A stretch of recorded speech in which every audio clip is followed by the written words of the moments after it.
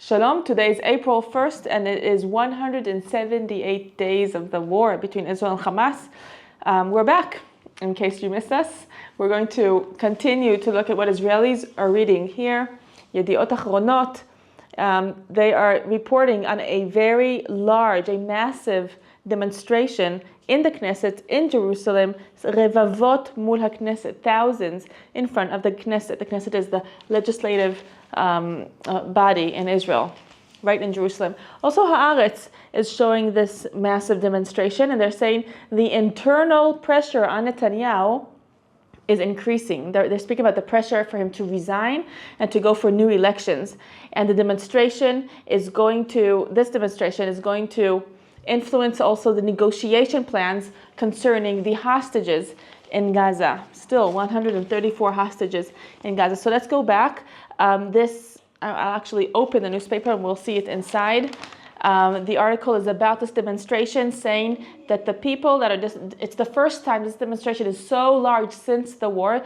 And if you remember, before October 7th, Israel was divided about legal issues, and there were massive demonstrations every Shabbat evening. So since the war broke out on October 7th, things have been calmer on that end. But yesterday, again, a massive thousands and thousands of people came to demonstrate really against Netanyahu, but also calling for the hostages to come home now. So they're saying all should be released now. And also they're calling for elections now. This article is also saying that some of the hostage families are not part of this demonstration, and they're not for asking or demanding for new elections right now. They're saying the ones who are actually piggybacking over their back. They're linking between the hostage situation and October 7th to calling for new elections. They're linking between the two, and the hostage families are saying, no, changing Netanyahu, right, calling for new elections will not bring our hostages home. We need something else. So the families of the hostages are divided in that manner, because many families were participating in the demonstration yesterday in Jerusalem. This is more about the demonstration. It says, Leil HaMechah, the night of the demonstration, streets were blocked off. There were bonfires, and there were quarrels with the police, עם המשטרה. We see here a sign that's held reading, מי שהרס לא יתקן, whoever has ruined something, they will not repair it. They're speaking about Prime Minister Netanyahu. בחירות עכשיו, elections now. But down here we see representatives of families of the hostages who are not taking part in this. And they're saying, בחירות לא יקדמו את השבת החטופים. The elections will not cause the hostages to come back any sooner. תופסים עלינו טרמפ. They're just using us. They're even saying that the demonstrators are not really interested in the hostages, but rather in taking the government down. And here we see the family members holding the pictures of their family members who are still in Gaza. On the left, there's a commentary of Ruvi Rivlin. He's the 10th president of Israel. And the title is, Ha'im אנחנו באמת יחד, are we truly together? And he's speaking just personally about being born in Israel 9 years before it was established in 1948. And he's saying how fragile Israel is, and especially today, how we're just a step away from being completely isolated from the world. He says when we drive through highways, we see the slogan Yachad Nenatzach, meaning together we will win. But he's asking, are we truly together? When there's no one to bring the hostages back, when the civilians in Israel are torn between them about the government, and he's giving more and more details about the evacuees and just how Israel is in a bad state right now. And he's asking, is Israel really together in this? Here we read an article about Benjamin Netanyahu that went through a hernia surgery yesterday successfully. But it says, Rosh HaMemshala ushpaz. The prime minister was admitted to the hospital. Nituach sheni betoch pachot mishana. This is the second surgery within less than a year. They're saying that he had no pain, but actually just with normal checkups, they found out about this hernia, and he went through this surgery with full anesthesia, and it was successful and good. He had a press conference right before he was admitted to the surgery. Next is about yesterday, 2 terror attacks in one day.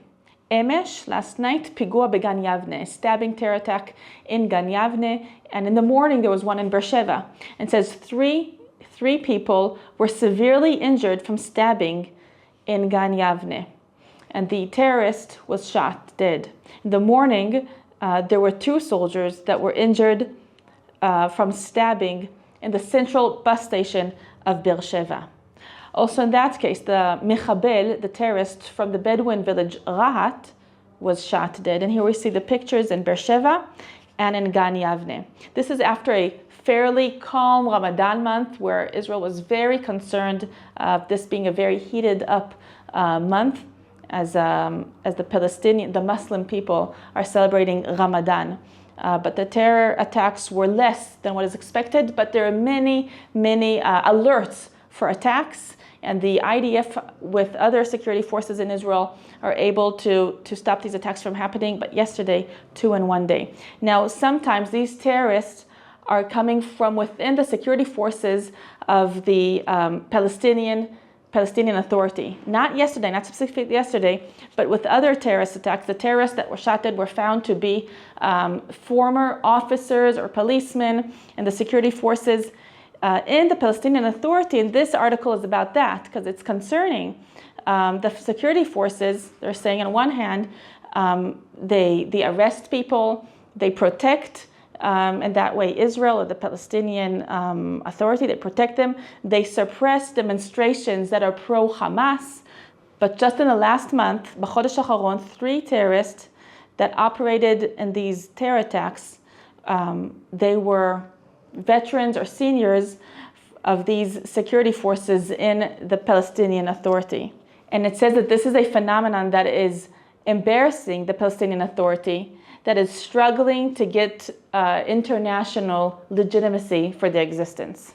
Down here we read about Sivan Whale, 20 years old from Ra'anana, that died yesterday. He was injured on Friday with an RPG from Hamas, shooting him and a lot of the soldiers with him in Khan Yunis. So 16 were injured, 1 was killed, and then he's the second one that was killed, and he just died yesterday from his injuries. He's from Ra'anana, and he marks over 600 Israeli soldiers dead in this war. His friend says that 3 months ago he was injured, but he overcame and he got better, and he was eager to go back to serve with his squad in an elite unit, and he returned and fought. May his memory be blessed. It says, Lochem Gibor im Lev Zahav, a fighter hero with a golden heart. And lastly, Kos HaKafeh, the cup of coffee, is waiting, mechakeh, lesaba Shlomo, to Grandpa Shlomo. Shlomo is 86 years old, and he was kidnapped on October 7th. His name is Shlomo Mansour. And I'm reading, on October 7th, like in every morning, Shlomo Mansour kam v'echin latzmo et hakafeh. He got up and he made himself the coffee like in every day. He couldn't start the day without coffee. But the cup of coffee was left on the countertop after mechablim, terrorists, broke into his home, and they took him with handcuffs to the Gaza Strip. Now, Shlomo Mansour was one of the forerunners of Kibbutz Kisufim. He's 86 years old. He's the oldest hostage in Gaza. And his grandchildren got together, they met up, and in a ceramic studio, they carved out a new cup for him that is going to wait for him on the counter until he returns. And they say, "Anachnu rotzim le'amin," we want to believe that he is okay, and that he knows that we're doing everything to bring him back as soon as possible. And here he is, Shlomo Mansour, happy with his cup of coffee.